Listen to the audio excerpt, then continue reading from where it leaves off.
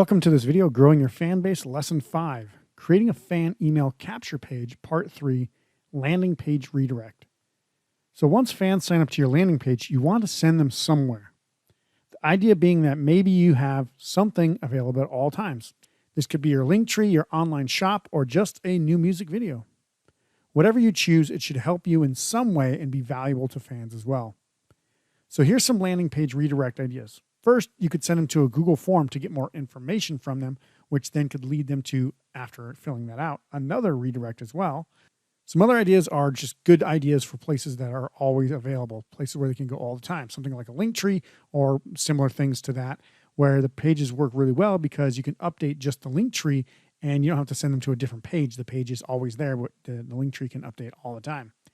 Other things like online stores or websites, they work really well as long as you have something available and it's up to date. So don't have a 3-year-old website where, the newest album is something that you launched 3 years ago because people are looking for more modern stuff.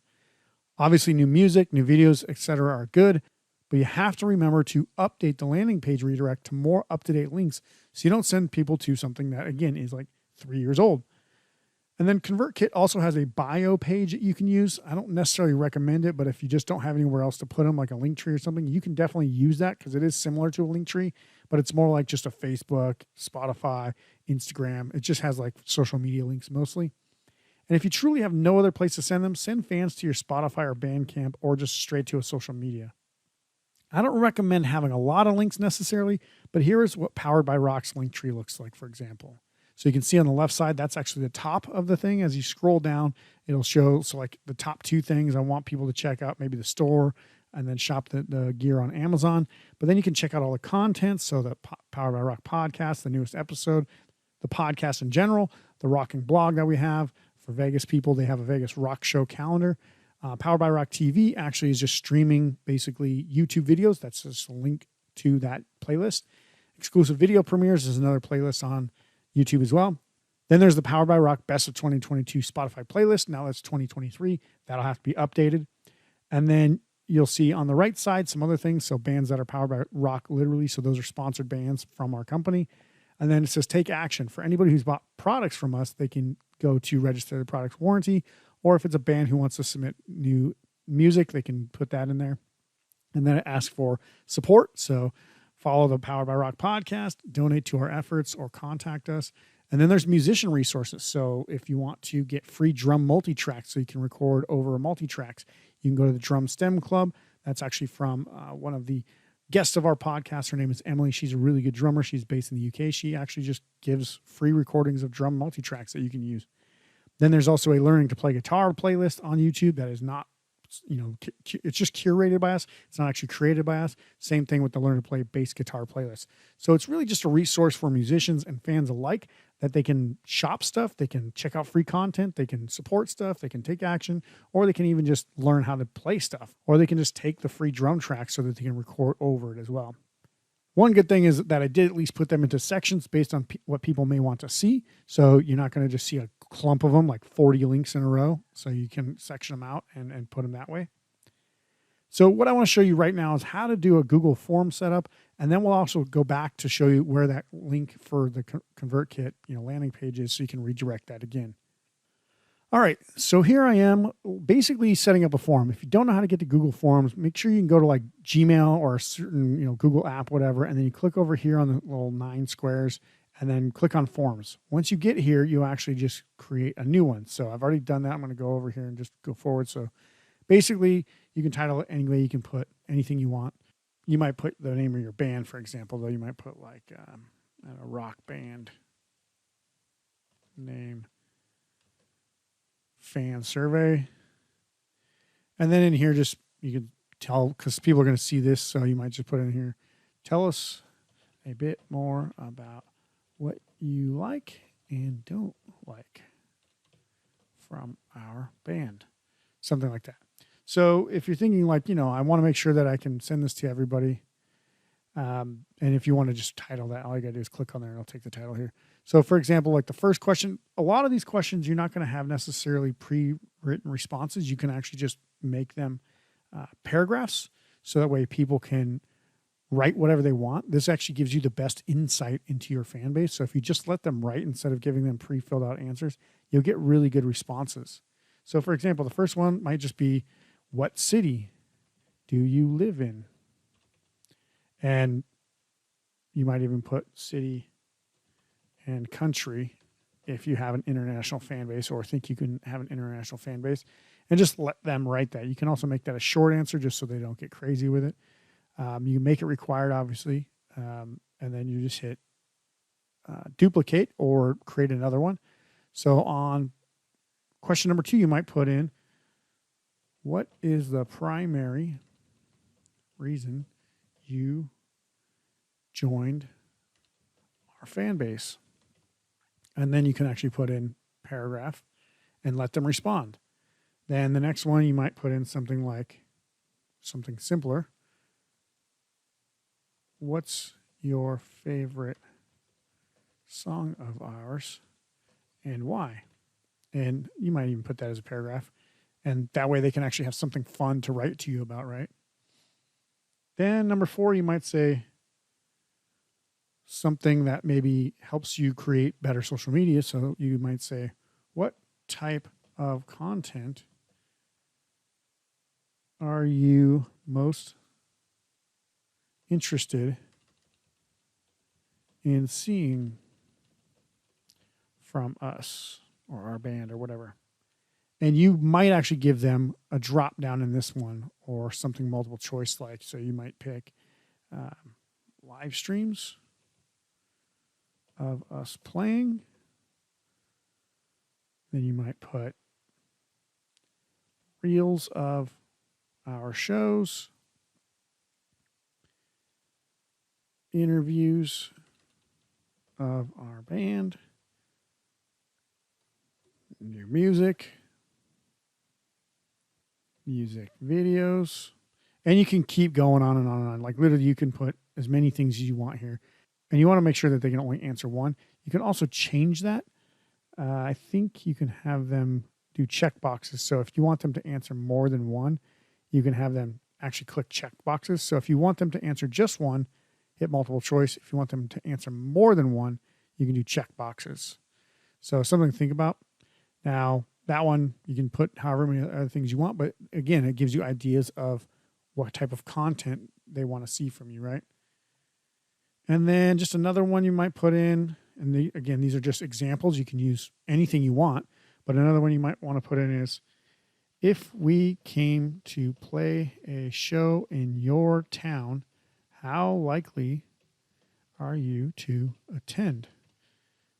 And then you can put it on like a multiple choice, or, you can even say short answer or whatever, but you can also do like a linear scale, for example. And you can say very likely, or I guess this would be not likely at all. And then basically what that would look like is they would have the options 1 through 5, and then it would be very likely all the way to not likely at all, and they can choose in between. So the other things that you want to do once you're done with this is you want to go over here to settings. You want to make sure to hit that you want to collect email addresses so you know who is actually responding. If you don't do this, what you can also do is make the first question, what is your email address, for example? What is your email address? And then that one's required, obviously. You also get their full name. What is your full name? And then just do short answer as well. So you see how it switched to short answer. Then you could actually check that off, because then you wouldn't need to do that. So depending on how you want to do it, if you want to get their email address, their full name, all that stuff, and then come back over here to settings. This is one thing you want to not do essentially. So it says restrict to users in this organization only. You want to check that off so that way nobody gets restricted. You want everybody to be able to access this. So you check that off, and then what you can do is you can actually send it. Now, here's what it's going to look like. So you go over here to the link. You can even shorten this to a short URL.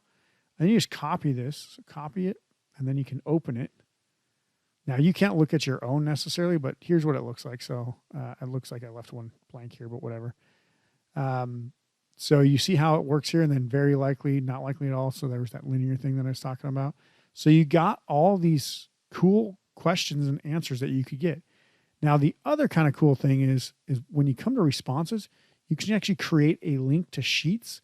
So if you click this, it'll create a new spreadsheet named whatever that survey is, and it'll open it as a spreadsheet. I'm just going to do this as an example, but let me open it up here. And you'll see that it actually has the timestamp, what is your email address, what's your full name, and then that third question apparently I left blank. But you can actually look at the full things if you look at text wrapping and you wrap the text.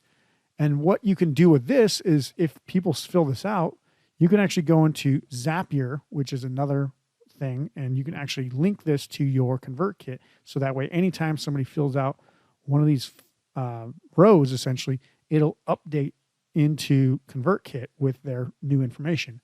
That is a little bit more complicated. I might do like a side video on that, but for now, you don't need to do that. For now, all you need to do is capture these, and then you can upload this information directly to ConvertKit on your own, like once a month or something like that, or once a week. So that way, all the responses are updated to those email addresses that were already there. Hopefully that makes sense. Now that you have this, you can also do a redirect. So under here, under presentation, there's a thing that says confirmation message. You can actually have them click on a link. So thank you for your submission. Head to our website or whatever, and then you can put in the website.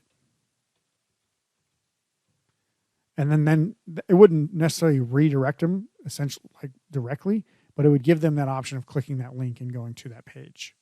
If you want to, you can also customize the theme here, so you can change the header, the fonts and stuff like that. You can also change any colors that you want, and you can also update and put your logo in anything. So, for example, if I just wanted to put this in here, you'll see on the questions, it's going to have this image here instead of like just blank whatever. So you can create some cool stuff and make it look cool. You can put in your logo here or whatever you want to do. So just some other options that you want to think about. So now that you have this thing created, what you want to do is hit, like I said, hit send, get that link, get the short code or whatever, copy it, and then you're going to go back over to ConvertKit and you're going to add this into your landing page. So the redirect of your landing page. So it automatically takes people here after they sign up through their email. And then what we're going to do is go up to the settings, and right where it says general, instead of doing a success message, right where it says redirect to an external page, we're going to click save. So when people fill this out and, hit get name of track now, whatever, it'll actually redirect them straight to that form. So you don't have to do anything. All you have to do is get them to this landing page. They'll fill out their email and address, or their email address and their first name. They will automatically retrieve that download from whatever link or whatever download wave file or whatever you want to give them. And then it'll actually send them directly to that form so you can actually get more information from them.